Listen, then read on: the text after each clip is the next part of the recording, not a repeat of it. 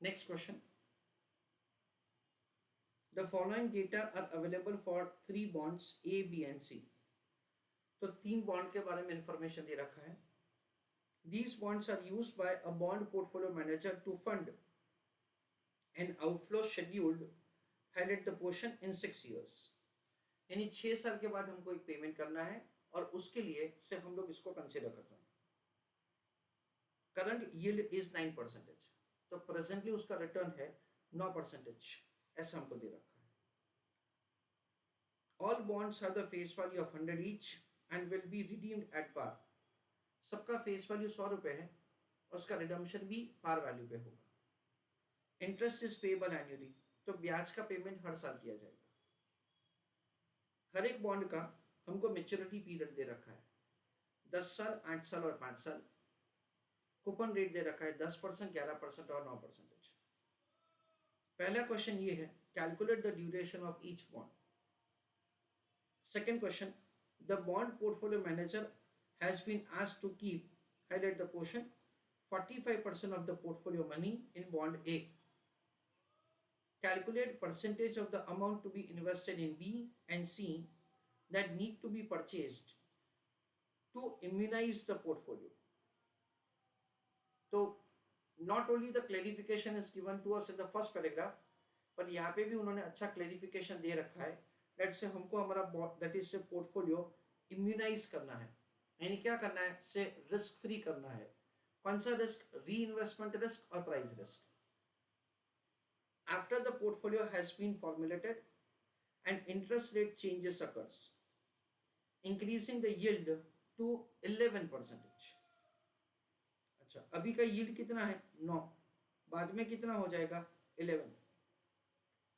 The new duration of these bonds are, bond A का दे रखा है, बॉन्ड बी का दे रखा है, बॉन्ड सी का दे रखा है, रेडीमेड दे रखा है इस बार। Is the portfolio still immunized? That is a question. Why or why not? Determine the new percentage of the bond B and bond C that are needed to immunize the portfolio. Bond A remaining at 45% of the portfolio. Discounting factors का information दे रखा है 9%, first year से लेकर 10th year तक का। I request all of you to go through the question, फिर हम लोग डिस्कस करते हैं कि कैसे करने का। Please go through the question. तो friends, first part of the question में ऐसा दे रखा है, लेट्स से हमको हर एक बॉन्ड का ड्यूरेशन फाइंड करना है। तो देखो, ये बॉन्ड ए का ड्यूरेशन है, उसमें ड्यूरेशन का कैलकुलेशन बहुत बार हमने कर लिया, इसलिए मैंने यहाँ पे आपको रेडीमेड आंसर दे रखा है। ड्यूरेशन का 10 साल का टाइम पीरियड है। जस्ट आपको बताने के लिए, ये क्वेश्चन एग्जामिनेशन में पूछा गया है। मैं आपको क्या कहना चाहता हूँ फ्रेंड्स, पता है कि आपका कॉन्सेप्ट क्लैरिटी तो ऑफकोर्स ज़रूरी है ही, अदरवाइज हम लोग कोई भी क्वेश्चन नहीं कर पाएंगे। पर आपके उसके साथ साथ आपका कैलकुलेशन का एक्यूरेसी भी ज़रूरी है, कैलकुलेशन का स्पीड भी ज़रूरी है। 10 साल का क्वेश्चन है। देखो, फेस वैल्यू कितना है? 100 रुपये। रेट ऑफ इंटरेस्ट कितना है? रेट ऑफ इंटरेस्ट है 10%, तो 100 का 10% कितना होगा? 10 रुपये। 109 साल मिलेंगे। कैश फ्लो सीरीज ही बनाना पड़ेगा, एन्युटी फैक्टर से काम नहीं होगा। लास्ट ईयर में 110, उसका हम लोग क्या करेंगे? उसका हम लोग डिस्काउंटिंग फैक्टर से प्रेजेंट वैल्यू कैलकुलेट करेंगे, फिर उसका प्रपोर्शन कैलकुलेट करेंगे। प्रपोर्शन का टोटल 1 आएगा, प्रपोर्शन को टाइम पीरियड से मल्टीप्लाई करके ड्यूरेशन आएगा। तो पहले का ड्यूरेशन है, it is 6.86 years. Bond B, उसमें 8 साल है, 11% का कूपन रेट। तो कैश फ्लो कैसे होगा? 11 रुपये 1 से 7 साल, लास्ट ईयर में 111। डिस्काउंटिंग रेट वापस 9%, प्रेजेंट वैल्यू। प्रपोर्शन उसका टोटल डेफिनेटली 1 होना चाहिए, प्रपोर्शन इनटू टाइम पीरियड, ऐसा करके हमको ड्यूरेशन का कैलकुलेशन करना है। उसके बाद हाँ, बॉन्ड सी, उसमें 5 साल ही है, चलो भाई ठीक है। रेट ऑफ इंटरेस्ट है 9%, तो उसके हिसाब से हम लोग प्राइस कैलकुलेट करेंगे। फ्रेंड्स, उसका प्राइस यहाँ पे नहीं लिखा है, इट इज 100 रुपीज। फिर प्रपोर्शन वही आएगा, प्रपोर्शन इनटू टाइम पीरियड करके हमारा ड्यूरेशन आ जाएगा। and the duration is 4.242 years and 4.24 years. तो एक फील लेते हैं कि हमने पूरा का पूरा आंसर किया है और ये बॉन्ड का ड्यूरेशन हमने कैलकुलेट किया है। तो ये फर्स्ट क्वेश्चन का आंसर हो गया हमारा। एकदम फील ले लेते हैं कि हमने कर दिया answer. Now I want you to give answer for the second part of the question in the chat box. Please put your answer. So let us answer the second question. Calculation of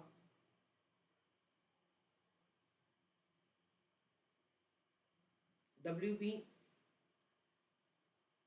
and WC. देखो column number 1 में हम लोग लिखेंगे bond, 3 bond है जिसमें हमको investment करना है A, B and C. The proportion in which we have to make investment, question में क्लियरली दे रखा है दैट से द बॉन्ड ए में हम लोग 45% ऑफ द फंड्स इन्वेस्ट करेंगे, तो बी और सी को मिला के 0.55 होगा। इसको वेट ऑफ बी असाइन किया है, this is 0.55 minus weight of B, ऐसा किया जाएगा। उसके बाद हम लोग लिखेंगे ड्यूरेशन। ए सिक्योरिटी का ड्यूरेशन हमने कैलकुलेट करके रखा है, इट इज 6.86। बी सिक्योरिटी का ड्यूरेशन है 5.84। सी सिक्योरिटी का है 4.24। तो now what will happen, it is the proportion into duration.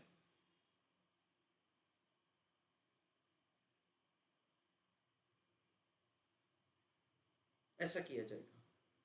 So it is 0.84, that is 45 into 6.86, that is 3.087.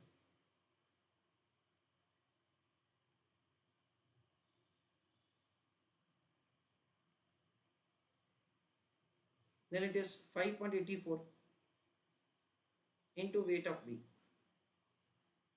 then 4.24 into 0.55, that comes to 2.332 minus 4.24 weight of B. This is the way we'll do the weighted average और हमारा duration of the portfolio हो जाएगा। Duration of the portfolio कितना है, 6 साल। ऐसा करके हमको weight of B balancing figure calculate करना है। I request all of you to take down answer. So we will do working like this, 3.087 plus 5.84 WB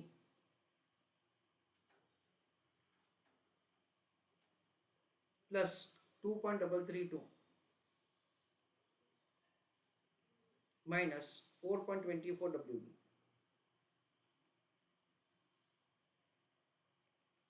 is equal to क्या किया जाएगा, ओवरऑल हम लोग लिखेंगे 6 यानी 6 साल। सो 5.84 उसमें से 4.24 को हम लोग डिडक्ट करेंगे, सो 5.84 minus 4.24, that comes to 1.60. So 1.60 WB is equal to 6 minus 3.087 minus 2.332. So weight of B would be 6 minus 3.087 minus 2.332. 0.581 divided by 1.6. So 0.581 divided by 1.6, 0.3631. एक बार हमारे पास वेट ऑफ बी आ जाएगा, उसके बाद weight of C will be balancing figure. So we understand that से weight of C is equal to 0.55 minus weight of B. So 0.55 minus 0.3631.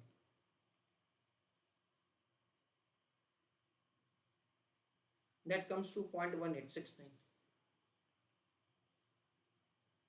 यानी हमारा 18.69% फंड्स सिक्योरिटी सी में इन्वेस्ट होगा। सो वी अंडरस्टैंड एट से फाइनली हम लोग ऐसा करेंगे, ए बी और सी wait slash proportion,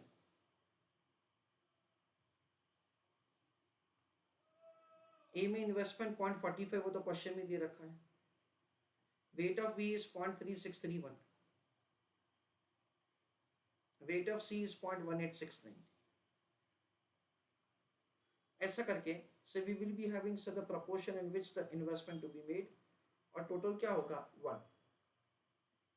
please write down answer. So first part of the second part of the question में ऐसा लिखेंगे दैट से द बी और सी में ये प्रपोर्शन में इन्वेस्टमेंट करना चाहिए सो दैट से आपका ड्यूरेशन एग्जैक्टली 6 ईयर्स हो जाएगा। थर्ड क्वेश्चन और भी आसान है। क्वेश्चन में क्या दे रखा है हमको कि यील्ड हैज चेंज्ड टू 11%। इस पर अच्छा है कि रेडीमेड हमको ड्यूरेशन दे रखा है, we don't have to calculate it, बोल भी सकते हैं अपने को, पर चलो थैंक यू वेरी मच। हर एक का ड्यूरेशन को रेडीमेड दे रखा है। इस पोर्टफोलियो स्टिल इम्यूनाइज्ड, चेक कर लेते हैं। हमारे पास वेट है, ड्यूरेशन है, वेटेड एवरेज करेंगे। इसका आंसर अगर 6 साल आता है तो हम लोग हाँ बोलेंगे, इसका आंसर 6 साल नहीं आता तो हम लोग ना बोल देंगे। That is the way we are required to answer this. Why और वाई नॉट तो कैलकुलेट करने के बाद हम लोग रीजन ही लिख देते हैं। चलो right down answer the question. Answer for the third question, write down. Calculation of revised duration of portfolio.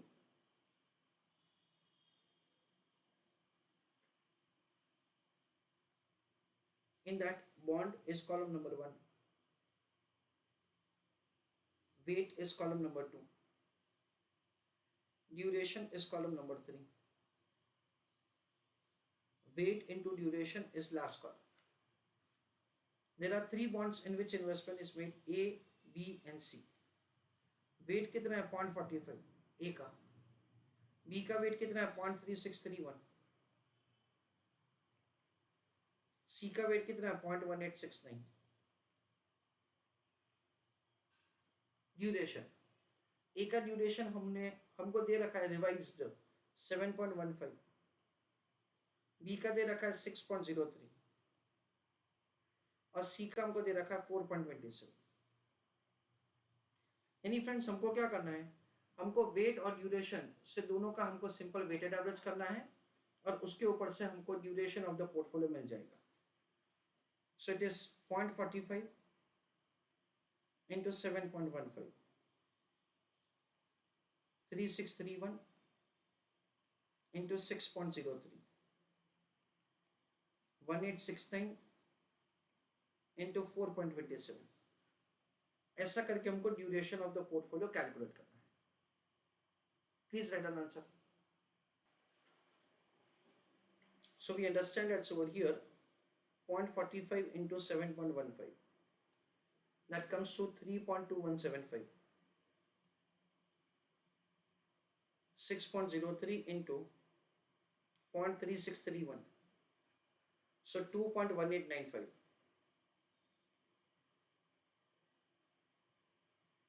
4.27 into 0.1869 is 0.7981,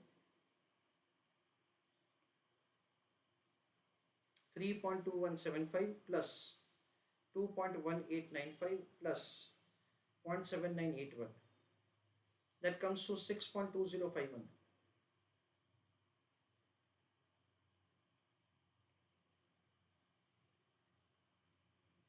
That is duration of the portfolio. तो क्वेश्चन में ऐसा पूछा है the portfolio is still immunised, the answer is no. क्यों? क्योंकि duration exactly 6 साल नहीं है। तो क्वेश्चन में ऐसा दे रखा है दैट से क्यों ऐसा नहीं है, बिकॉज वी अंडरस्टैंड दैट से simply the duration of the individual bond is changing. चलो please write down answer along with me. portfolio is not still immunized because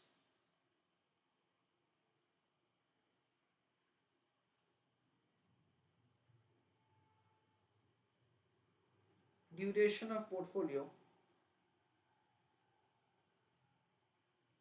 is other than 6 years.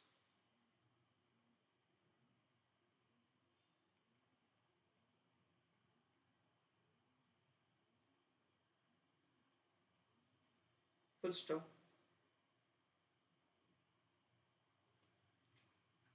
Again last question का answer आप मेरे को दीजिए.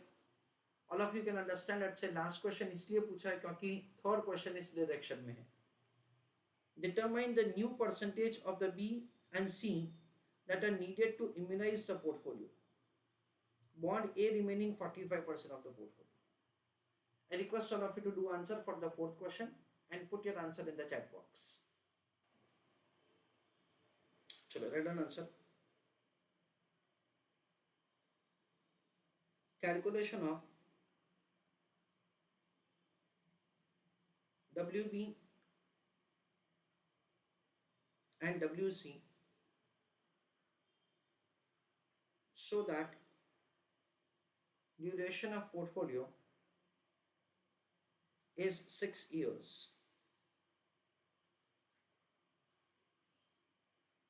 उसमें भी हम लोग लिखेंगे bond column number 1, weight column number 2, duration column number 3, weight into duration last column. A B और सी. ए का वेट कितना है 0.45, बी का वेट कितना है 0.55 minus W B, I am sorry minus W C, क्योंकि बी और सी का मिला के कितना हो जाएगा 0.55 हो जाएगा. This is W C is that is as it is. A का ड्यूरेशन क्वेश्चन में क्या दे रखा है अभी हमको 7.15 ईयर्स. बी का ड्यूरेशन कितना दे रखा है 6.03 ईयर्स. सी का ड्यूरेशन कितना दे रखा है 4.27 ईयर्स. तो अभी हम लोग क्या करेंगे फ्रेंड्स, अभी हम लोग ऐसा करेंगे 0.45 into 7.15, 0.55 minus W C into 6.03 and 4.27 WC. ऐसा करके हमको ड्यूरेशन ऑफ द पोर्टफोलियो कितना रखना है 6 years. Accordingly we will make the calculation of the WC.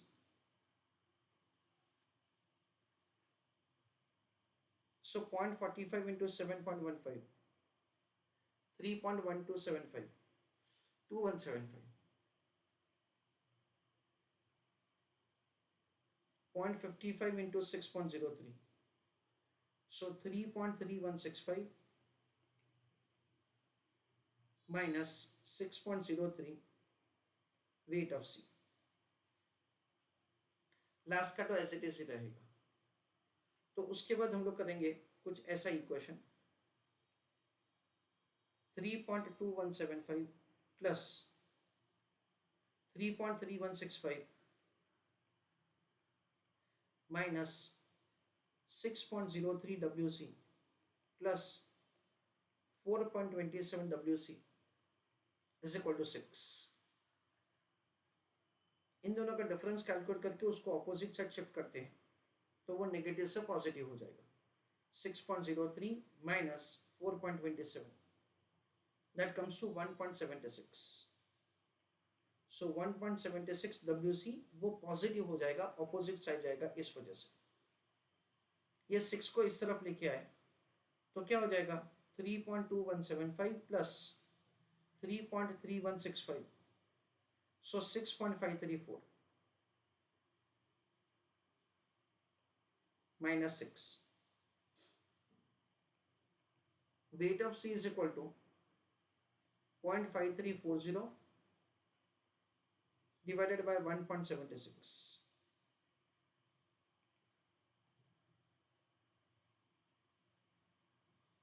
So 0.3034.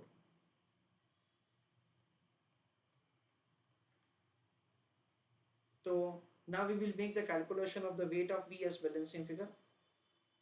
WB will be 0.55 minus WC. 0.55 minus 0.3034.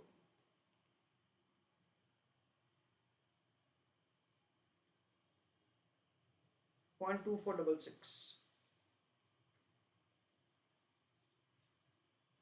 ऐसा करके हमको WB को कैलकुलेट करना है।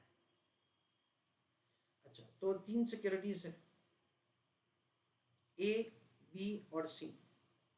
तीनों का हम लोग वेट कैलकुलेट करेंगे ऐसा। A का तो दे ही रखा है 0.45, B का 0.2466 और C का है 0.3034। ऐसा करके तीनों सिक्योरिटी का वेट लिया जाएगा। I request all of you to take down answer. So let us have summary of the entire answer. पहला क्वेश्चन बहुत ही बड़ा क्वेश्चन है कि जिसमें हमको ड्यूरेशन कैलकुलेट करना है हर एक सिक्योरिटी का। Very lengthy question that requires your accuracy too. दूसरा क्वेश्चन में सिंपल पूछा है कि अगर हमको ड्यूरेशन ऑफ द पोर्टफोलियो 6 साल रखना है, वाई बिकॉज हमको 6 साल के बाद पैसा चाहिए। कितना पैसा नहीं क्लैरिफाई किया है, बट 6 साल के बाद पैसा चाहिए। Then in what proportion we should invest in B and C. A का प्रपोर्शन दे रखा है 45%, ए का 45 है तो बी और सी को मिला के कितना होगा 0.55। बी सिक्योरिटी के वेट को डब्ल्यू बी असाइन किया तो सी सिक्योरिटी का वेट हो जाएगा 0.55 minus W B. Equation solve करते हैं, हमको बी का वेट मिल गया तो सी का वेट बैलेंसिंग फिगर।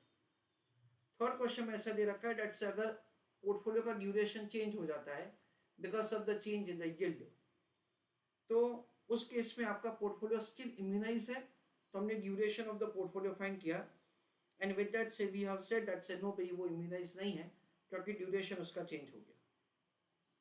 तो अगेन उन्होंने पूछा दैट से कौन से प्रपोर्शन में इन्वेस्टमेंट करना चाहिए बी और सी में सो दैट से you'll get the immunization।